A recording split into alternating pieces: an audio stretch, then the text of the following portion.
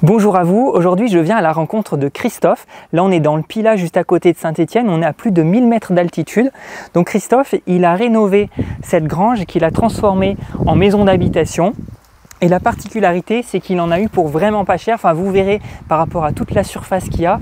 Là, on a 135 mètres carrés au sol, plus un demi-étage qu'il a construit. Et donc voilà, il s'est bien débrouillé et tout ça, ça a donné lieu à une ambiance intérieure un peu particulière que moi je trouve très sympa. Et voilà, on va aller à sa rencontre et puis on va lui poser quelques questions. C'est parti. Bonjour Christophe. Bonjour Stéphane. Bonjour Estelle. Bonjour Stéphane. Bon, merci Christophe de me recevoir chez toi. Merci à toi. Donc c'est une rénovation que tu as fait entièrement toi-même. C'est ça, en complète autoconstruction, autofinancement. Ok. Voilà, en totale autonomie. Et tu as emménagé depuis un an. Ça fait un an, ouais. Ça fait un an depuis quelques jours qu'on est ici, ouais. Ok, donc c'est tout frais. Et ça t'a pris combien de temps pour faire tout ça? Un tout petit peu plus de 5 ans. Ouais, Tout ok. petit peu plus de 5 ans. Il faut rappeler que c'est en travaillant à côté. En ayant une activité professionnelle, après, qui me permet de me dégager aussi un petit peu de temps. Mais Ouais, pour info, Christophe est pompier à Saint-Étienne.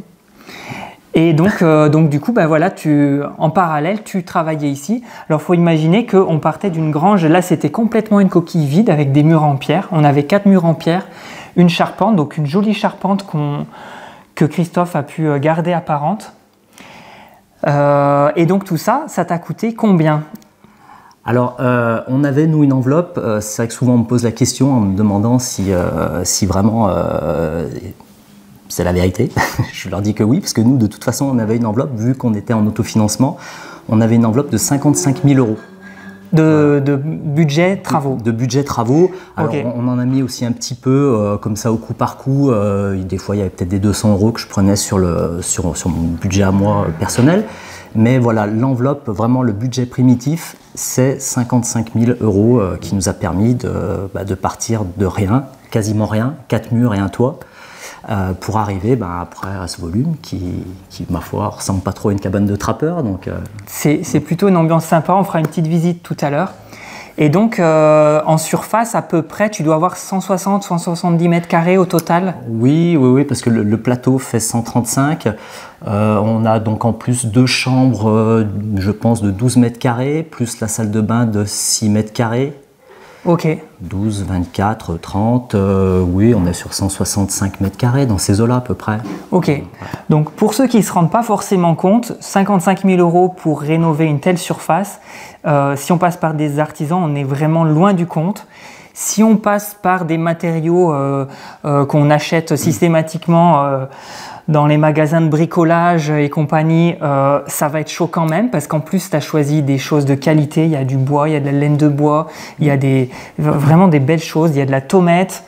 Donc toi tu as été très astucieux en fait. Moi j'ai changé de fournisseur en fait. Ouais. Il se trouve que vu que en fait 60% du chantier a été alimenté par un célèbre site internet qu'on nommera pas, je pense qu'on n'a pas le droit. Ah, je sais pas, je pense qu'on peut le dire. Un site de seconde main, on va dire. Donc voilà, on s'est surtout alimenté avec des fois des fins de chantier, des fois de mauvais choix. Je veux dire, on a trouvé un lot de parquet qui est juste derrière nous. Non, c'est le parquet de la chambre. C'est un parquet en bois massif, en chêne massif. On ira voir tout à l'heure, ouais. En fait, la dame avait choisi ça en première lecture et puis à la fin, après, elle a dit à son mari non, finalement, ça me plaît pas. Donc voilà, donc ça a été revendu quasiment à la moitié de sa valeur marchande, quoi. Donc okay. C'est des petites astuces comme ça. C'est du matériel d'occasion, c'est parfois de la récup, un coup de fil d'un copain qui permet de récupérer un bout de ferraille pour pouvoir faire une main courante d'escalier. Alors on va montrer la main courante d'escalier, ça je trouve que c'est super sympa. Je me recule un peu. Vous voyez l'escalier qui est ici. Bon, alors c'est pas une main courante qui est aux normes, hein, je vous l'accorde. Mais bon, Christophe fait ce qu'il veut chez lui. Il n'y a pas d'enfant en bas âge. Donc voilà, vous voyez ce grand arceau. Et c'était le pied d'un bar, c'est ça, hein? C'est ça, un bar de Saint-Étienne, très sympathique d'ailleurs. Voilà, auquel tu as rajouté des cordages pour que ça fasse un peu cet effet de garde-corps. Office de garde-corps. Après, c'est ce qu'on disait tout à l'heure. Demain, tout à fait, il y aura toujours la possibilité de renforcer le côté sécuritaire de la chose en mettant une petite longueur de grillage inox pour vraiment le rendre plus sécure, plus safe, comme on dit en France. C'est ça. Après, donc il y avait aussi comme petite anecdote, on a des tomates là dans le hall d'entrée qui sont aussi, les tomates c'est assez recherché aujourd'hui. Enfin, je trouve que c'est très très qualitatif. Et donc là, tu avais récupéré un lot de tomates qui vient d'où? Un lot de tomates qui vient du côté de Poncin, je crois d'ailleurs. Je remercie Michael d'ailleurs de les avoir récupérés, c'est gentil. Petit clin d'œil. Merci Mick. Et j'ai payé ça, 3 francs 6 sous je crois, puisque le lot total en fait, ça me l'a rapporté à peut-être 5 € le mètre carré. La personne s'en débarrassait pensant que ça n'avait pas de valeur et voilà. Donc c'est de la tomate d'occasion, mais qui a son charme aussi, je trouve. Oui. Et voilà. Et il faudrait, pour comparer, revoir le prix d'un mètre carré de tomates neuves sur des sites marchands ou chez des grossistes.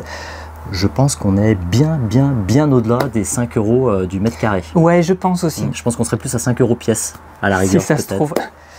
Donc, et alors là, c'est marrant parce qu'il y a encore la marque du fabricant. Donc ça vient de Sainte-Agathe-la-Bouteresse, qui est un petit village pas très loin de Saint-Étienne, où pour la petite parenthèse, j'ai des ancêtres qui sont de là-bas. Je ne sais pas si ça intéresse quelqu'un. Ouais. Voilà. Dites-le dans les commentaires. Et on va passer à nouveau à l'intérieur pour voir d'autres petites anecdotes de réemploi ou de bons plans que tu as trouvés. Tu parlais tout à l'heure des sols que tu récupérais des fins de l'eau. Donc là, on a un petit peu un exemple au sol, c'est que ça donne lieu à des mélanges comme ça, où là, en fait, on a du parquet en bois. Ici, on a des petits carreaux en céramique, à nouveau du parquet en bois. Ouais. Alors c'est vrai que c'est très hétérogène et on pourrait comprendre que ça ne plaît pas forcément à tout le monde. Après voilà, nous l'idée du chantier c'était vraiment de récupérer, d'essayer d'assembler des matériaux alors avec le plus de goût possible, essayer de ne pas en faire trop de faute de goût. Voilà. Après le résultat nous satisfait et voilà, c'est vrai qu'on a trouvé donc ces lots de parquet qu'on trouve vraiment sympa, c'est du parquet contre-collé en chêne. Pareil, qui vaut une somme, je pense, assez conséquente en magasin. Et là, on a payé ça, c'était une fin de chantier. Voilà, j'ai fait des connaissances en plus pendant les travaux qui étaient juste extraordinaires, quoi. Des gens. Alors, je sais pas, je peux peut-être te donner une petite anecdote. Oui. Je sais que j'en ai plein. Allons-y pour l'anecdote. Ça peut durer très longtemps. Pour la petite histoire, en fait, ce pan de mur là, donc on a intégré dans ce mur des briques. Alors des briques que moi je considère comme briques de terre compressées et stabilisées, des BTCS, comme on dit dans le jargon. Ok. Et en fait, pour faire ces briques, on a employé la terre de notre jardin, qu'on a extrait, la mini-pelle, hein, c'est quand même un peu aidé, qu'on a tamisé et qu'il a fallu presser après. Ok. Et pour presser ces briques, il a fallu que je fabrique une machine. Il a fallu que je fabrique la machine pour fabriquer le matériau. Ok, en fait. Oui, donc on comprend que ça t'a pris du temps en effet, tout ce chantier. Tous les 5 ans de travaux, un petit chemin de croix, et voilà. Et cette machine, en fait, au final, j'ai pas voulu qu'elle sombre dans l'oubli, qu'elle finisse en tas de rouille, et je l'ai donnée, je l'ai échangée contre quelques bouteilles d'Armagnac, je crois, et un peu de pâté, à un monsieur qui se lance, qui fait de la construction en terre crue, en adobe, en pisé, et voilà, et qui était intéressé, quand il a vu mon annonce, j'ai fait un peu une annonce un peu humoristique, et voilà, et je voulais pas que ma machine sombre dans l'oubli, c'est pas grand chose, mais voilà. Donc je lui ai donné une seconde vie. Voilà, moi je considérais qu'on m'a fait profiter de certaines choses et je voulais faire profiter également de mon côté de certaines choses qui pouvaient sortir de la maison, pas les laisser juste rouiller dehors. Voilà, intéressant. Ou finir chez un ferrailleur. Et j'ai fait une super rencontre, un monsieur d'une gentillesse rare, quoi, qui était magnifique. Oui, en fait, tout au long de cette rénovation, tu t'es laissé guider par cet état d'esprit de tu fais avec ce que tu trouves, ce qu'on te donne parfois, ce que tu trouves, ce que tu déniches. Et puis en fait, chaque chose, tu te dis que potentiellement elle a un usage. Par exemple, cette balustrade d'escalier. Tu m'expliquais tout à l'heure que vous l'avez traîné un peu dans chaque coin de la maison pour lui trouver sa place. Et c'est aussi en prenant le temps que tu vois que affines ton projet. Bah, si je partais du côté un peu spirituel de la chose, je dirais presque que c'est quasiment comment dire, à la chose de trouver sa place presque, parce que je sais pas, on lui a fait faire le tour du chantier peut-être pour le garde à la main courante 3 ou 4 fois, et puis il y a un jour, elle devait pas être bien loin, je pense. Hein.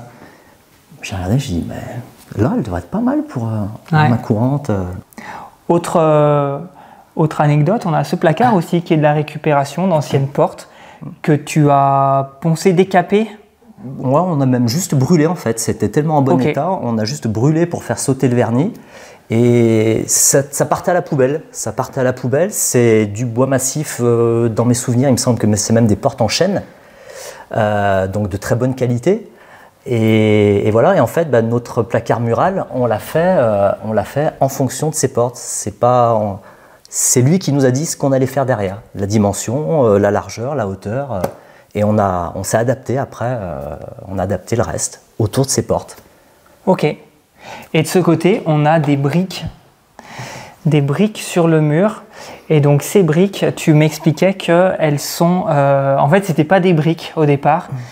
Ça fait partie du lot de tomates. Du lot de tomates. On en avait tellement, on les a tellement pas payées cher qu'on en a sacrifié quelques-unes pour faire en fait un parement décoratif dans l'entrée. Parce qu'on trouvait que c'était sympa, que ça se prêtait bien, ça se mariait bien en fait. Toujours pareil, hein, la partie bois, le minéral, la brique, c'est tous des matériaux qui sont, je pense, indémodables en plus et qui c'est dur de faire des fautes de goût en fait avec.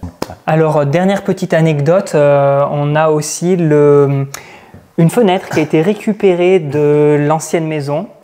En fait, on pourrait en donner énormément des anecdotes. On a déjà bien discuté avec Christophe, il m'a partagé plein de choses. Là, on a du coup cette petite fenêtre qui était rouillée et qui sert de liaison entre le séjour et la chambre. Et donc en fait, tu as adapté le format à la fenêtre que tu avais. Bah, ouais, complètement en fait. Ça, pour la petite histoire, donc c'était la fenêtre d'origine d'une pièce de vie qui se trouvait en fait dans ce qui était l'écurie en dessous de nous.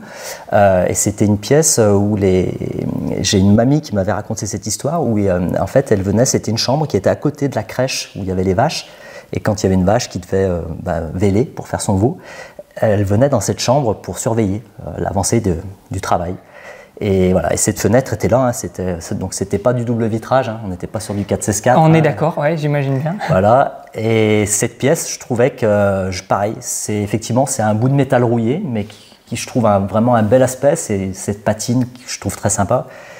Et je me voyais pas l'acheter en déchetterie ou chez un ferrailleur. Donc voilà, on s'est dit qu'est-ce qu'on peut faire. On voulait jouer sur la transparence en fait, pour laisser passer un peu de lumière, parce qu'on a une chambre avec une petite ouverture. Parce que pareil, dans l'idée de baisser au maximum les coûts, on a essayé de faire le minimum d'ouverture possible. On a essayé d'en faire suffisamment pour avoir une lumière correcte. Mais voilà, on a vraiment on a fait les agencements de la maison en fonction des ouvertures qu'il y avait. En fait, on a vraiment adapté le WC qui est derrière nous. Il y avait une toute petite fenêtre là. Et du coup, ce qui faisait que c'était la place idéale pour le WC. Je ne sais pas si on va le voir là. Tiens, on a même fait une petite ambiance. Oui, le petit fenêtron est fermé à l'extérieur, je crois. Voilà, mais c'est vrai que du coup, voilà, c'était la place du WC. La place du WC était ici et pas ailleurs, parce qu'on trouvait que c'était dommage de... Voilà, toujours sympa d'avoir un petit apport d'air frais dans les toilettes. C'est ça. Toilette sèche d'ailleurs, entre parenthèses. Oui, toilette sèche. Mais ça, j'en parlerai dans une autre vidéo parce qu'il y a... J'avais fait un petit coup de pub. Il y a tellement de choses à dire sur le côté autonome de cette maison que en fait, j'y consacrerai un sujet où on parlera à la fois du chauffage autonome, de la gestion de l'eau, des eaux usées, de l'eau pluviale, l'alimentation en eau potable, l'électricité. En fait, c'est une maison qui est 100% autonome. Oui, donc, on a essayé. Du coup... On n'a pas le choix. Oui, voilà. Il n'y a pas de fil, il n'y a pas de tuyau d'eau qui arrive. Donc tu nous expliqueras tout ça prochainement. Je reviendrai pour faire une vidéo sur ce sujet. On continue. Je vous montre quelques images de la maison. Je vous fais visiter un petit peu pour vous rendre compte de l'ambiance ici. Allez, c'est parti. Donc ça, c'était avant. Et ça, c'est après.